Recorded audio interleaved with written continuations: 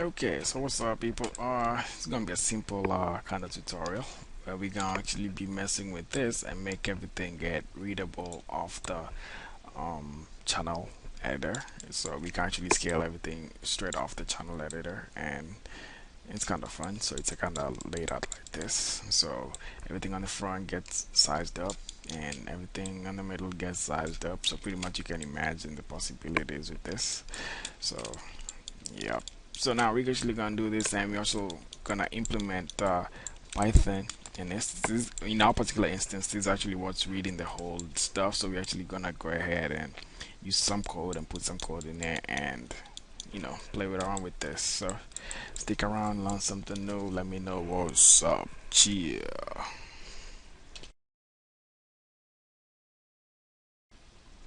Okie dokie. So let's go ahead play with Houdini and Python a little bit.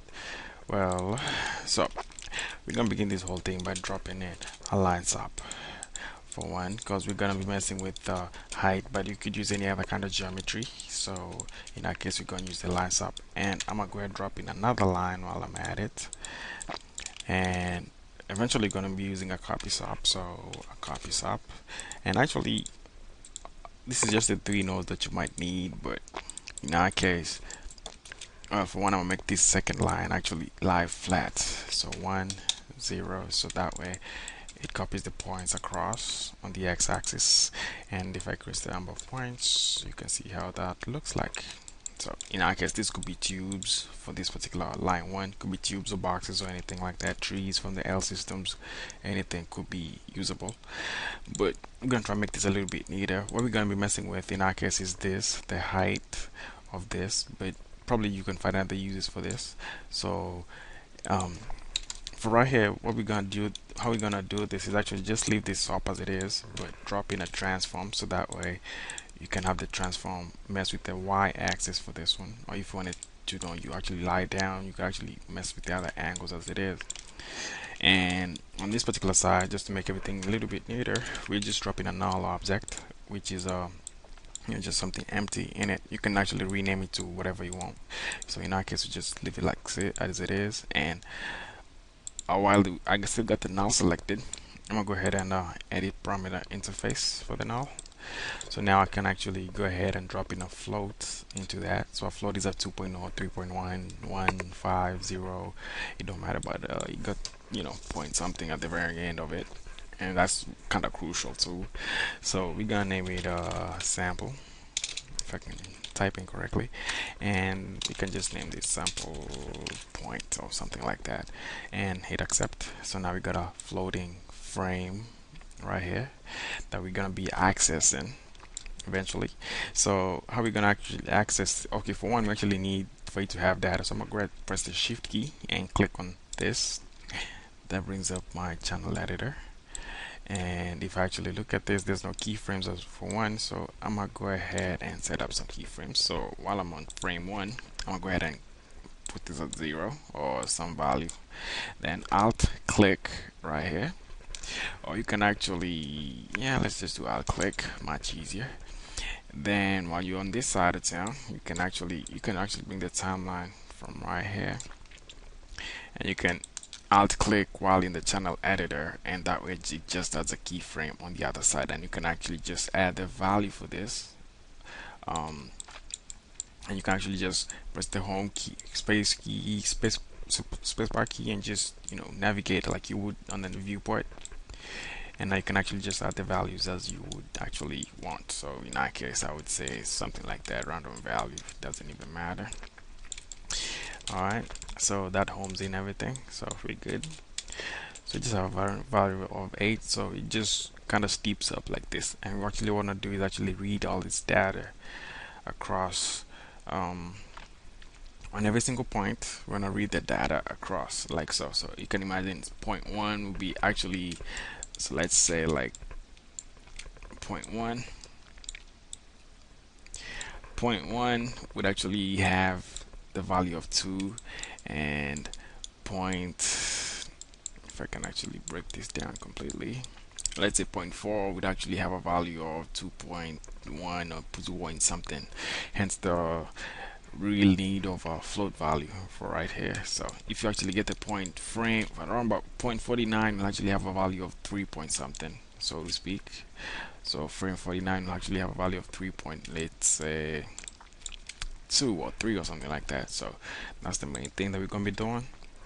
So now that we got that set up, under the copy swap, we're gonna go ahead and stamp this. We're gonna call this a rescale function over here, and I'll go ahead and press Alt E on the keyboard, so that way it just brings up my little expression editor, so that way I can just put the big I can actually press on this and bring up a big editor so everybody can see this thing clearly. So channel frame, for one, I didn't actually even I'm gonna go into my viewport over here, and Control Shift T, it's gonna bring up my text editor, text port. And if you actually type in xhelp for channel frame, so just xhelp, I got the same thing over there. Xhelp for channel frame, you'll see it brings up the help for it, and it tells you that it needs a string channel and a floating frame. In that case, you're going to be using no floating frame, you're going to be using point numbers. So under editor over here, we can type in channel frame, and if you remember, our null is what we want to get to, so null1 is the name. So we're gonna put the little quotes and null1. You have to name this thing exactly as it is. So sample is what we wanna, the value, the where we wanna get the data from. And the floating frame in our case is point numbers, so point, and close that. So Houdini probably has this automatic conversion for that. So 0.1 will be 1.0, 0.2 will be 2.0.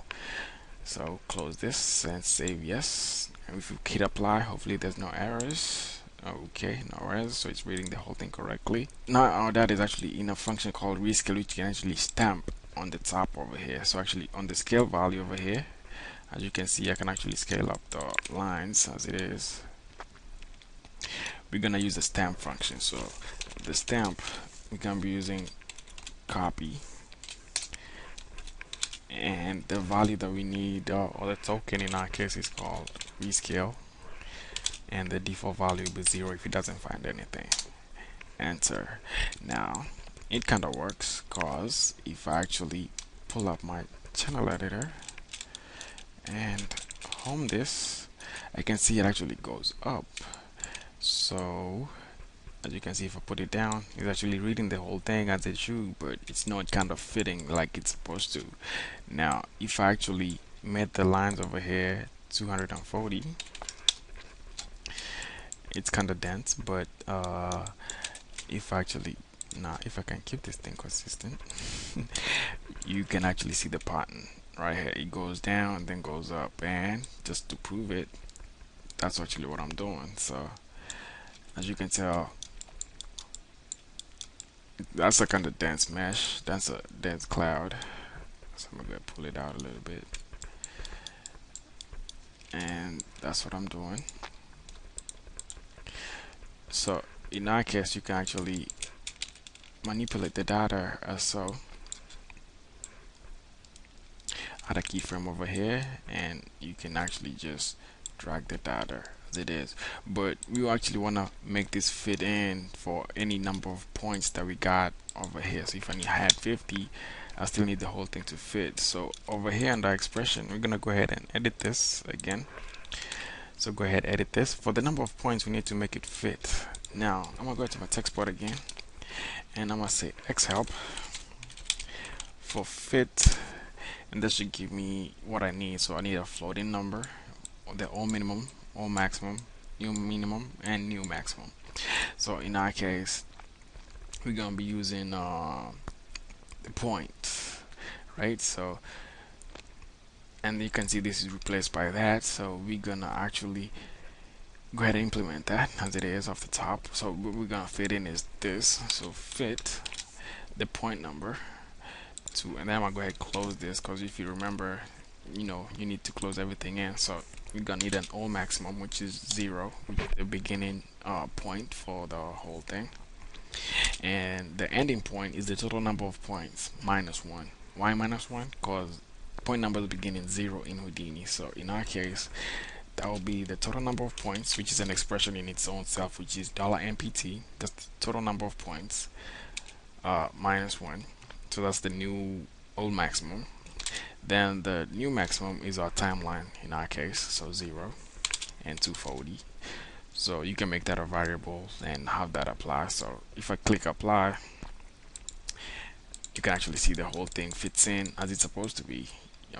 It just, if I go back to my little thing over here and actually home this, so now I can actually just play with this and I get my data being fed in like I would like. So this, it's a really good implementation. But what if you wanted something like tube over here? You could actually use that. Actually, let's do a box. Let's do a box, and you can just plug that in over here. And it's kind of big, but you kind of get the idea of how the whole thing's gonna work.